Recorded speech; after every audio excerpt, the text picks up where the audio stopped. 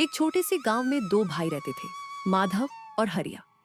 दोनों एक ही घर में पले बड़े थे, लेकिन स्वभाव बिल्कुल अलग था। बड़ा भाई माधव बहुत मेहनती और ईमानदार इंसान था। उसके पास दो गायें थीं, जिनकी सेवा करके वह रोज ताजा दूध बेचता और अपने घर का गुजारा चलाता था। उसकी पत्नी सुधा भी उसके जैसी ही सरल और दयालु थी। वहीं दूसरी ओर उसका छोटा भाई हरिया आलसी और कामचोर था। उसे मेहनत से ज्यादा किस्मत पर भरोसा था। वह बिना मेहनत किए जल्दी अमीर बनने के सपने देखता रहता था। उसकी पत्नी कावेरी भी बहुत चालाक और लालची स्वभाव की थी। सुबह का समय था। गांव में हल्की हल्की धूप फैलने लगी थी। माधव रोज की तरह जल्दी उठ गया। सबसे पहले उसने खटाल की साफ सफाई की और स्नेह से दूध निकालने लगा। वहीं दूसरी ओर छोटा भाई हरिया अभी भी अपने कमरे में आराम से गहरी नींद सो रहा था। तभी उसकी पत्नी कावेरी सज धज कर गुस्से में कमरे में आई। अरे ओ आलसी कामचोर आदमी, इतनी नींद क्यों आती है तुमको? यहाँ पड़े पड़े आराम कर रहे हो, तुम्हें शर्म नहीं आती क्या? अब तो कुछ काम धाम करो। अपने बड़े भाई को देखो, सुबह से मेहनत कर रहा है और तुम अभी तक सो रहे हो। अरे अरे, जाओ जाओ, बड़ी आई मुझे सुनाने वाली। तुम भी जरा सुधा भाभी को देखो, वह सुबह से उठकर घर के सारे काम करती है, हम सब के लिए खाना बनाती है, और तुम सुबह सुबह बस सज धज कर इधर उधर घूमती रहती हो। तुम्हें तो बस लिपस्टिक और पाउडर लगाना ही आता है। अच्छा, अब तुम मेरी ही गलती निकाल रहे हो। खुद दिन भर सोते रहते हो और मुझे ही सुना रहे हो। और ये लिपस्टिक पाउडर मैं अपने मायके से लाई हूँ, तुमने खरीद के दिया है क्या? जो मुझे बोल रहे हो कामचोर, कहीं का बड़ा आया मुझे सुनाने वाला। देखो कावेरी, अब तुम कुछ ज्यादा ही बोल रही हो। तुम खुद कामचोर हो, एक कप चाय बनाने तक तो आता नहीं है। जा पहले खुद काम करना सीख के आ, फिर मुझे सिखाना। देखते ही देखते दोनों पति पत्नी आपस में जोर जोर से झगड़ने लगे। माधव अपने घर के सामने छोटी सी दुकान लगाकर गाय का ताजा और शुद्ध दूध बेच रहा था। सुबह सुबह गांव के लोग वहां इकट्ठा हो गए थे। अरे माधव भाई, तुम्हारी गाय का दूध तो बहुत ही स्वादिष्ट है। ऐसा दूध पूरे गांव में कहीं नहीं मिलता। हाँ माधव भैया, सच में पूरे गांव में सबसे शुद्ध दूध आप ही बेचते हो, वरना आजकल तो लोग दूध में पानी मिलाकर बेचते हैं। आपकी ईमानदारी की ही वजह से हम सब रोज यहीं से दूध लेने आते हैं। गांव वाले लगातार माधव की तारीफ कर रहे थे। उधर घर के अंदर से छोटी बहू कावेरी चुपचाप झांक रही थी। उसके मन में जलन की आग भड़क उठी। वह मन ही मन जल भुन रही थी। बाप रे, देखो तो पूरे गांव वाले कितनी तारीफ कर रहे। रोज रोज लोगों की लाइन लगी रहती है। बहुत पैसे कमाते होंगे। माधव भैया एक मेरा पति है जो 1 रुपया तक नहीं कमाता है, ऊपर से सिर्फ बड़ी बड़ी बातें करता है। उसी शाम माधव और सुधा अपने कमरे में बैठे दिन भर की बातें कर रहे थे। उधर दरवाजे के पास छिपकर कावेरी और हरिया चुपचाप उनकी बातें सुन रहे थे। लो सुधा, ये आज की मेरी कमाई है। भगवान करे हमारा काम यूं ही अच्छा चलता रहे, ताकि हमारे घर में कभी किसी चीज की कमी न हो और हम पूरे परिवार को खुश रख सके। हाँ, आप बिल्कुल सही कह रहे हैं। मैं भी यही चाहती हूँ कि हम चारों हमेशा खुशी से रहें, हमारे घर में प्रेम बना रहे और भगवान की कृपा हमेशा बनी रहे। अरे बाप रे, इतने सारे पैसे! ये तो सिर्फ एक दिन की कमाई है। हाँ, अगर रोज इतनी कमाई होती होगी तो सोचो इनके पास कितना पैसा जमा होगा। तुम भी कोई काम शुरू करो। तुम अपने भाई के साथ दूध बेचो। देख नहीं रहे कितनी कमाई हो रही है? तुम भी उनके साथ काम करो, मुझे भी पैसे चाहिए, वरना मैं अपने मायके चली जाऊंगी अगर तुम अब भी नहीं कमाए तो।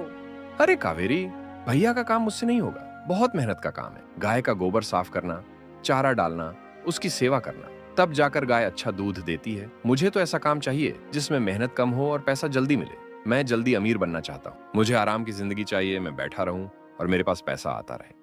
अरे बेवकूफ, निकम्मे आदमी, पता नहीं मेरे माँ बाप ने किस कामचोर से मेरी शादी कर दी। तुम्हें बिल्कुल शर्म नहीं आती? बैठे बैठे अमीर बनना चाहते हो? मेरी बात सुनो, कल ही अपने भाई से बात करना और उनके साथ काम शुरू करना। तुम्हारे जैसे कामचोर को कोई काम भी नहीं देगा। अपने भाई का ही सहारा लेना पड़ेगा, निकम्मे कहीं के। अगली सुबह फिर वही सिलसिला शुरू हुआ। माधव सुबह सुबह उठकर अपने सारे काम करने लगा। दिन धीरे धीरे ढल गया और रात हो गई। माधव और सुधा घर के बाहर आंगन में बैठकर बातें कर रहे थे। तभी कावेरी और हरिया भी बाहर आ गए। अरे कावेरी, हरिया, तुम लोग अभी तक सोए नहीं? नींद नहीं आ रही क्या? आओ हमारे साथ बैठो, थोड़ी बातें करते हैं। भैया, मुझे आपसे आज एक बहुत जरूरी बात करनी है। अब मुझे भी कुछ काम करना है और जल्दी अमीर बनना है। मैं कोई भी काम करने को तैयार हूँ। मुझे भी बहुत धनवान बनना है।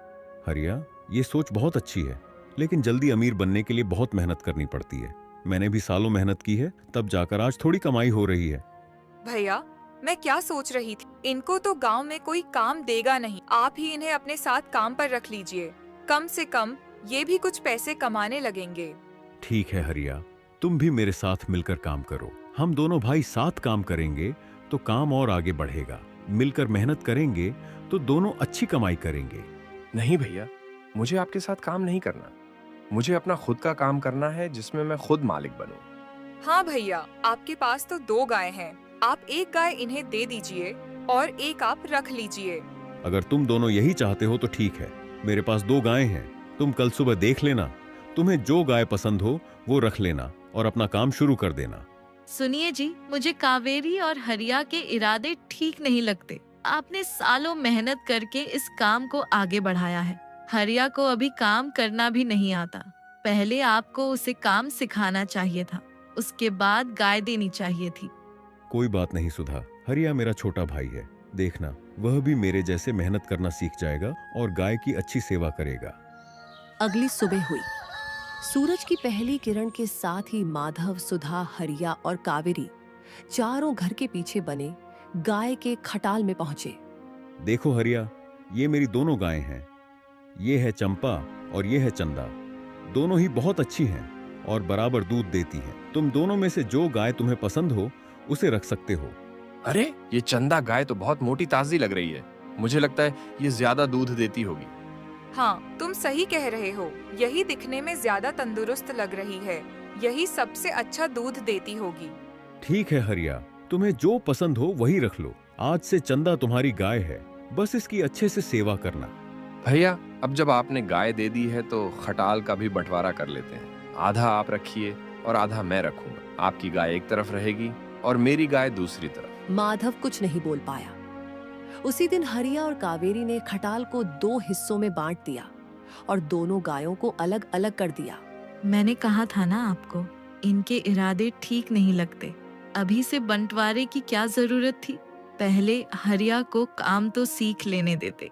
उसी दिन सुबह सुबह दोनों भाइयों ने अपनी अपनी गायों का दूध निकाला। फिर दोनों अपने घर के सामने अलग अलग छोटी दुकान लगाकर बैठ गए और दूध बेचने लगे।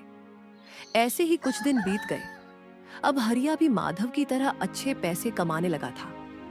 रात को वह और कावेरी बैठकर रोज पैसों के नोट गिनते और खुशी खुशी भविष्य के सपने देखते रहते थे। देखो हरिया, ये देखो, इतने सारे पैसे। सच कहूँ तो मुझे अभी भी यकीन नहीं होता कि हम इतने पैसे कमा रहे हैं। पहले तो एक एक रुपए के लिए सोचना पड़ता था और अब देखो। हाँ कावेरी, अब हम भी बड़े लोगों की तरह जी सकते हैं। जो मन करे वो खरीद सकते हैं, जहाँ मन करे वहाँ जा सकते हैं। हाँ, अब मैं भी अच्छे कपड़े पहनूं, सोने चांदी के गहने लूंगी और अपनी सहेलियों को भी दिखाऊंगी कि अब हम किसी से कम नहीं हैं। बिल्कुल, अब तो पूरा गांव देखेगा कि हरिया भी किसी से कम नहीं है। अब मुझे पूरे गांव में सबसे अमीर बनना है। और हाँ, मुझे अब नौकरों की तरह काम नहीं करना। अब मैं मालिक बन के सिर्फ पैसे गिनूंगा। धीरे धीरे दोनों ऐश की जिंदगी जीने लगे। कावेरी रोज इतराते हुए गांव में घूमती। हरिया भी अब काम कम और आराम ज्यादा करने लगा था। उसने अपना काम करने के लिए एक आदमी रख लिया था। एक दिन दोनों घर के बाहर आंगन में बैठे बातें कर रहे थे। देखो, सब कुछ अच्छा चल रहा है, पैसा भी है, इज्जत भी है, लेकिन मुझे एक कमी महसूस होती है। ये घर, ये जगह, बस एक ही कमरा है हमारे पास। हाँ, ये बात तो सही है।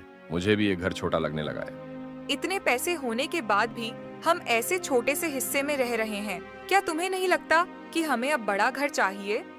पर नया घर खरीदने में तो बहुत पैसे लग जाएंगे। अरे बेवकूफ आदमी, नया घर भला हम क्यों खरीदे? अगर ऐसा हो जाए कि तुम्हारे भाई माधव का कमरा भी हमारा हो जाए और पूरा घर हमारा हो जाए, तो सोचो हम कितने आराम से रहेंगे। हाँ, फिर तो हम पूरे घर के मालिक बन जाएंगे। और सिर्फ घर ही क्यों, सोचो अगर भैया की गाय भी हमारी हो जाए तो हमारी कमाई दोगुनी हो जाएगी। लेकिन हम भैया को घर से कैसे निकाले और उनकी गाय को कैसे छीने? कुछ मजेदार योजना बनानी हो। हम ऐसा करेंगे कि पूरे गांव के सामने तुम्हारे भाई माधव को चोर साबित कर देंगे और उसे इस घर से निकाल फेंकेंगे। तुम अपनी कमाई के सारे पैसे एक बोरी में भरो और चुपके से जाकर उसे माधव के कमरे में रख दो और आगे आगे देखो मैं क्या करती हूँ। तुम सही कह रही हो, और फिर गांव वाले खुद ही भैया पर शक करेंगे। मेरी चालाक पत्नी, तुम्हारे लिए तो मैं कुछ भी कर सकता हूँ। सुधा, मुझे अपने छोटे भाई को देखकर बहुत खुशी हो रही है। अब वह कितने अच्छे से काम कर रहा है। भगवान उसे खूब तरक्की दे। और भगवान आपके जैसा भाई सबको दे। आपने अपनी भाई की खुशी के लिए अपनी कमाई आधी कर ली, फिर भी आपके मन में ये कितनी संतुष्टि है। आप एक बहुत अच्छे इंसान हैं। अगले दिन हरिया ने अपनी योजना के अनुसार चुपके से पैसे की बोरी माधव के कमरे में रख दी। कुछ देर बाद हरिया बाहर आकर जोर जोर से चिल्लाने लगा। शोर सुनकर गांव वाले इकट्ठा होने लगे। हे भगवान, मेरा पैसा चोरी हो गया। मेरी सारी मेहनत की कमाई कोई चुरा ले गया। हाय रे, हमारा सब कुछ लुट गया। इतने महीनों की कमाई थी, अब हम क्या करेंगे? अरे क्या हुआ हरिया, इतना क्यों चिल्ला रहे हो? मेरा सारा पैसा चोरी हो गया, एक भी रुपया नहीं बचा।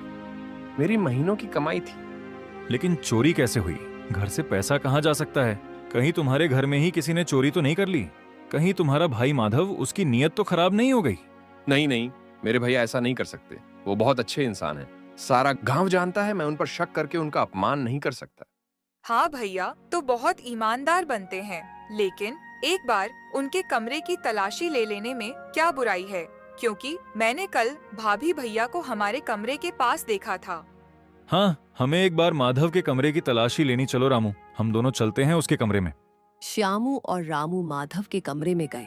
उस समय माधव फोन पर बात कर रहा था। अरे वो देखो, पलंग के नीचे पैसों की बोरी छुपा कर रखी है। माधव, शर्म नहीं आई तुम्हें अपने ही घर में चोरी करते हुए, वो भी अपने छोटे भाई के पैसे? अब चलो बाहर, अब पूरा गांव तुझे सबक सिखाएगा। अरे श्यामू, तुम ये क्या कह रहे हो? मुझे कुछ समझ नहीं आ रहा है। माधव भैया, ये क्या है? ये पैसे तुम्हारे कमरे में कैसे आए? एक तो ऊपर से पूरे गांव में ईमानदार बनने का ढोंग करते हो और अंदर अंदर चोरी करते हो। ये पैसे मेरे नहीं हैं। मैंने कुछ नहीं किया। मैंने कोई चोरी नहीं की है। आप लोगों को कोई गलतफहमी हो रही है। झूठ मत बोलो, सबूत तो सामने है। तुम्ही ने अपने चरपाई के नीचे अपने भाई के पैसे चुरा कर रखे थे। भैया आप ऐसा कैसे कर सकते हैं? हमारी महीनों की मेहनत की कमाई आपने चुरा ली और ऊपर से साफ मुकर रहे हो।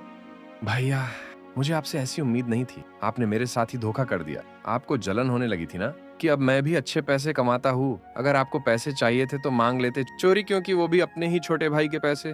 बस करो आप लोग क्या कह रहे हो? ये सब झूठ है। मेरे पति ऐसा नहीं कर सकते। सालों मेहनत करके गांव ने इज्जत बनाई। आप लोग एक पल में उन पर कैसे शक कर सकते हैं? सारे गांव वाले गुस्से में चिल्लाने लगे और कहने लगे, चोर है ये, इसे गांव से निकालो। आज घर में चोरी की है, कल पूरे गांव में करेगा। आखिरकार गांव वालों ने मिलकर माधव और सुधा को घर से बाहर निकाल दिया। उनकी गाय भी उनसे छीन ली गई। अब हम कहाँ जाएंगे? हमारे पास कुछ भी नहीं बचा। उन्होंने हमारी गाय भी हमसे छीन ली। कावेरी और हरिया ने हमें घर से निकलने के लिए बहुत बुरी साजिश रची है। सुधा, तुम चिंता मत करो, भगवान सब देख रहा है। एक दिन सच जरूर सामने आएगा। मैंने हर दिन पूरे मन से अपने भगवान की पूजा की है। वो हमारे साथ कुछ गलत नहीं होने देंगे। तुम विश्वास रखो, हम अपने घर वापस जरूर जाएंगे, वो भी पूरे सम्मान के साथ। दोनों गांव के किनारे एक छोटे से टूटे फूटे घर में रहने लगे। धीरे धीरे माधव छोटा मोटा काम करके गुजारा करने लगा। उधर हरिया और कावेरी की कमाई अब दोगुनी हो गई। उन्होंने काम करने के लिए आदमी रख लिया और खुद ऐश करने लगे। देखते ही देखते 6 महीने बीत गए। कावेरी, तुम कहाँ जा रही हो? मुझे अच्छा नहीं लग रहा। शरीर में बिल्कुल ताकत नहीं है, मन भी बहुत बेचैन है। अरे बस भी करो, हर समय बीमारी की बातें करते रहते हो। जाओ दवा खाओ और सो जाओ। मुझे ब्यूटी पार्लर जाना है, मुझे देर हो रही है। मेरी सहेलियां मेरा इंतजार कर रही होंगी। कावेरी, सच में मुझे बहुत अजीब लग रहा है। ऐसा लग रहा है जैसे अंदर से सारी ताकत खत्म हो गई हो। सिर घूम रहा है, मुझे डर लग रहा है कावेरी। मुझे पार्लर जाना है। तुम हर छोटी छोटी बात के लिए मुझे क्यों परेशान करते रहते हो? खुद जाओ डॉक्टर के पास, मैं तुम्हारे साथ नहीं जा सकती। कावेरी बिना पीछे देखे चुपचाप खुशी खुशी अपनी सहेलियों के साथ घूमने निकल गई और हरिया वहां खड़ा रोता रह गया। जिस औरत की खुशी के लिए मैंने अपने सगे भाई भाभी को घर से निकाल दिया ताकि इसे जगह की कमी ना हो, आज इसके खुद के कदम इस घर में नहीं टिक रहे। आज मैं अकेला हो गया हूँ। मेरे पास पैसा है, सब कुछ है, पर अपनों का प्यार नहीं। हे भगवान, मैंने ये क्या कर लिया? वाह कावेरी, तुम तो बहुत खूबसूरत लग रही हो। ये सोने का हार तुम पर बहुत जच रहा है। अब तो तुम्हारी कमाई दोगुनी हो गई है। हाँ, कमाई भी अच्छी है और घर का माहौल भी अच्छा है। जब से वो दोनों हमारे घर से गए, सब अच्छा होने लगा है। कावेरी बहन, सुना है तुम्हारे पति हरिया की तबीयत कुछ दिनों से ठीक नहीं है। तुम थोड़ा उस पर भी ध्यान दो। रोज रोज ब्यूटी पार्लर जाकर तुम्हें क्या मिलेगा? तुम्हारी हिम्मत किसे हुई मुझे ज्ञान देने की? मेरे पति के साथ मुझे क्या करना है वो मुझे अच्छे से पता है। मुझे सिर्फ पैसों से प्यार है। धीरे धीरे दिन बीतने लगे और हर दिन के साथ हरिया और कमजोर होता गया। उसका शरीर सूखता जा रहा था, चेहरे की चमक खत्म हो चुकी थी, आंखों में थकान और अकेलापन साफ दिखने लगा था। एक दिन हिम्मत जुटाकर हरिया खुद डॉक्टर के पास जाने के लिए घर से निकला। कदम लड़खड़ा रहे थे। वह पास के एक पेड़ के नीचे जाकर बैठ गया। उसी समय माधव वहां से गुजर रहा था। हरिया मेरे भाई, क्या हुआ तुम्हें? ये क्या हालत बना ली है तुमने? तुम यहाँ इस तरह क्यों बैठे हो? क्या हुआ तुम्हें? तुम्हारी तबीयत तो ठीक है ना? भैया, आप यहाँ, मैं आपके सामने नजर उठाने लायक भी नहीं हूँ। मेरी हालत बहुत खराब है। शायद ये सब मेरे ही कर्मों की सजा है। जो मैंने आपके साथ किया उसका फल मुझे मिल रहा है। हरिया, अभी इन सब बातों का समय नहीं है। पहले तुम खुद को संभालो। चलो मेरे साथ चलो। तुम यहाँ इस हालत में नहीं रह सकते। जल्दी उठो, मेरे साथ मेरे घर चलो। अरे, ये क्या हालत हो गई है इनकी? ये तो बहुत कमजोर लग रहे हैं। क्या हुआ इन्हें? आइए हरिया, यहाँ बैठिए। मुझे रास्ते में पेड़ के नीचे बैठे मिले। हालत बहुत खराब है। जल्दी से पानी लाओ और कुछ खाने को भी ले आओ। लगता है कई दिनों से ठीक से खाया भी नहीं है। भाभी, मैं इसके लायक नहीं हूँ। मैंने आप लोगों के साथ बहुत गलत किया। मुझे माफ कर दीजिए। मैं बहुत बुरा इंसान हूँ, इसलिए आज मेरे साथ ऐसा हो रहा है। अभी कुछ मत बोलो हरिया, पहले आराम करो, बाकी बातें बाद में करेंगे। मैं अभी आपके लिए कुछ खाने को लाती हूँ। दोनों मिलकर हरिया को खाना खिलाते हैं डॉक्टर के, उसका इलाज करवाते हैं और उसकी देखभाल करते हैं। 2-3 दिन बीत जाते हैं। हरिया अपने घर नहीं गया था। ये हरिया गया कहाँ? बिना बताए तो कभी नहीं जाता था। 3 दिन हो गए, ना कोई खबर, ना कोई पता। कहीं दोस्तों के पास तो नहीं चला गया या फिर कहीं बाहर घूमने निकल गया होगा। अरे रहने दो, मुझे क्या, जहाँ होगा आ ही जाएगा। मैं क्यों बेकार में टेंशन लूं? अब हरिया पूरी तरह से ठीक हो चुका था। उसके चेहरे पर फिर रौनक लौट आई थी, लेकिन आंखों में पछतावा साफ दिखाई दे रहा था। इधर कावेरी को अब चिंता होने लगी थी। ये हरिया गया कहाँ? इतने दिन हो गए, उसकी तबीयत भी ठीक नहीं थी। हे भगवान, कहीं उसे कुछ हो तो नहीं गया? मैंने तो उसे देखा तक नहीं, न उसका हाल पूछा। मैं कैसी पत्नी हूँ? भैया भाभी, मुझे माफ कर दीजिए। मैंने आपके साथ क्या नहीं किया। आपकी इज्जत छीनी, आपका घर छीना, आपकी गाय छीन ली और मैंने अपनी ही पत्नी के साथ मिलकर आप लोगों पर चोरी का झूठा इल्जाम लगाया। जिस पत्नी के लिए मैंने सब कुछ किया, उसे तो ये तक परवाह नहीं हुई कि मैं जिंदा हूँ या नहीं। हरिया, जो हो गया उसे बदल नहीं सकते, लेकिन आगे क्या करना है ये तुम्हारे हाथ में है। तुमने अपने भैया की बहुत बेइज्जती करवाई है। भैया भाभी, मुझे माफ कर दीजिए। मैं लालच में अंधा हो गया था। मुझे अब समझ आ गया है कि अपनों से बड़ा कोई नहीं होता। हरिया, मैंने तुझे माफ कर दिया है, लेकिन एक बात है, कावेरी तो पराई घर से आई है। उसे क्या सही गलत समझ में ना आए, ये समझ आता है। लेकिन तू तो मेरा सगा भाई है। तूने कैसे कर दिया ये सब मेरे साथ? भैया, मैं बहुत शर्मिंदा हूँ। सच में मुझे खुद से नफरत हो रही है। कावेरी से ज्यादा गलती मेरी ही है। चल, अब रोना बंद कर। जो हुआ उसे यहीं खत्म करते हैं, लेकिन अब तुझे सच का सामना करना पड़ेगा। हाँ भैया, अब मैं पूरे गांव के सामने अपनी गलती स्वीकार करूंगा। सबके सामने आपसे माफी मांगूंगा और सब कुछ सच सच बताऊंगा। आप दोनों अभी तुरंत सामान बांधिए और चलिए मेरे साथ। उसी दिन कुछ समय बाद तीनों कावेरी के पास घर पहुंचे। कावेरी दरवाजे पर बैठी थी। अरे हरिया, तुम कहाँ चले गए थे? मुझे तुम्हारी बहुत याद आ रही थी। इतने दिन तुम कहाँ थे? मुझे तुम्हारी बहुत चिंता हो रही थी। और ये दोनों तुम्हारे साथ यहाँ क्यों आए हैं? बस अब नाटक मत करो कावेरी। जब मैं बीमार था तब तुम कहाँ थी? बस यही फर्क है तुम में और मेरे भैया भाभी में। ये इनका घर है, इसलिए ये यहाँ आए हैं और अब ये हमेशा के लिए यही रहेंगे। जिस भाई को मैंने तुम्हारे कहने पर घर से निकाल दिया, उसी भाई ने मेरी जान बचाई। भाभी ने मेरी सेवा की, मुझे खाना खिलाया, दवा दी। तुम यहाँ आराम से बैठकर सहेलियों के साथ गपशप करती रही, बाजार घूमती रही, ब्यूटी पार्लर जाती रही। तुम्हें ये जानने की भी जरूरत नहीं लगी कि तुम्हारा पति जिंदा है या नहीं। हरिया, मुझे माफ कर दो। मुझसे बहुत बड़ी गलती हो गई। मैं अपने लालच में अंधी हो गई थी। मुझे कुछ समझ नहीं आया। पैसों को देखकर मैं पागल हो गई थी। मैंने तुम्हें तुम्हारे भाई के खिलाफ भड़काया। सब मेरी ही गलती है। भैया, भाभी, आप लोग मुझे माफ कर दीजिए। मैंने आप लोगों के साथ बहुत गलत किया। मैं बहुत शर्मिंदा हूँ। कुछ देर में हरिया ने गांव वालों को बुलाया और सारी सच्चाई बता दी। गांव वालों, आज मैं आप सबके सामने सिर झुकाकर खड़ा हूँ। मेरे पास अब अपने बचाव में कहने के लिए कुछ भी नहीं बचा है। मैं बस अपना पाप कबूल करने आया हूँ। मैंने अपने ही खून के रिश्ते के साथ धोखा किया है।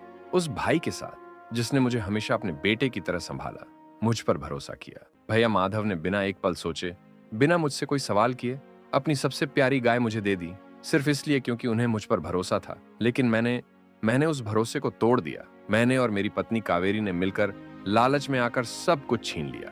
हमने उनका हक छीना, उनका घर छीना और उन्हें ही उनके घर से निकाल दिया। आज मुझे अपने आप से नफरत हो रही है। मैं इस लायक भी नहीं हूं कि खुद को उनका भाई कह सकूं। मैं आज आपके सामने अपने भाई से माफी मांगता हूं। भैया, भाभी और गांव के सभी लोगों, हम दोनों बहुत बड़े गुनहगार हैं। हमारी आंखों पर लालच का ऐसा पर्दा चढ़ गया था कि हमें सही और गलत का फर्क ही दिखाई नहीं दिया। हमने सिर्फ पैसे और सुख सुविधा के बारे में सोचा, लेकिन यह नहीं समझ पाए कि हम क्या खो रहे हैं। आज हम आप सबसे दिल से माफी मांगते हैं। हम जानते हैं कि हमारी गलती इतनी बड़ी है कि शायद माफी के लायक भी नहीं है, लेकिन फिर भी अगर हो सके तो हमें माफ कर दीजिए। भैया, भाभी, आप हमें जो सजा देना चाहें, हम सिर झुकाकर स्वीकार करेंगे, क्योंकि हम सच में अपने के पर शर्मिंदा हैं। धोखेबाज है ये। अपने ही भाई को धोखा दिया। ऐसे लोगों को माफी नहीं मिलनी चाहिए, इनको सजा मिलनी चाहिए। माधव, पता नहीं मेरी बुद्धि को क्या हो गया था कि मैंने तुम पर शक किया। मुझे माफ कर दो माधव भाई। माधव भैया, सुधा भाभी, हमें माफ कर दीजिए। हम उस समय सच नहीं समझ पाए। हमने भी हरिया और कावेरी का साथ दिया। हमसे बहुत बड़ी गलती हो गई। गलती इंसान से ही होती है, और अगर किसी को अपनी गलती का सच्चे दिल से एहसास हो जाए तो उसे सुधारने का एक मौका जरूर मिलना चाहिए।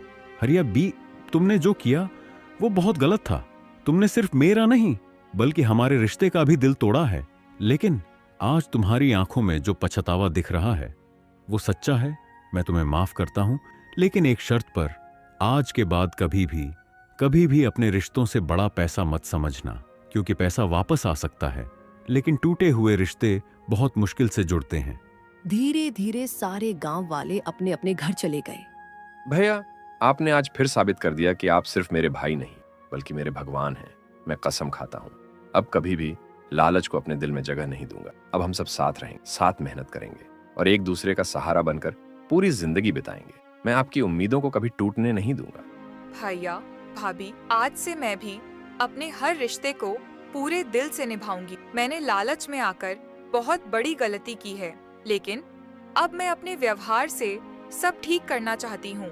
मैं जिंदगी भर आप लोगों की शुक्रगुजार रहूंगी और कभी भी आपको शिकायत का मौका नहीं दूंगी। कावेरी, गलती करना बुरा नहीं है, लेकिन उसे मान लेना और सुधारना बहुत बड़ी बात होती है। आज से हम पुरानी बातों को भूल जाते हैं। अब हम सब मिलकर एक नया रिश्ता शुरू करेंगे, जिसमें सिर्फ प्यार होगा, भरोसा होगा और अपनापन होगा। अब हमारा परिवार पहले से भी ज्यादा मजबूत बनेगा। लालच इंसान को अंधा बना देता है। वह सही और गलत का फर्क भूल जाता है। पैसा कभी रिश्तों से बड़ा नहीं होता, क्योंकि अपने ही हमारी असली दौलत होते हैं। जो लोग रिश्तों की कद्र करते हैं वही जिंदगी में सच्ची खुशी पाते हैं।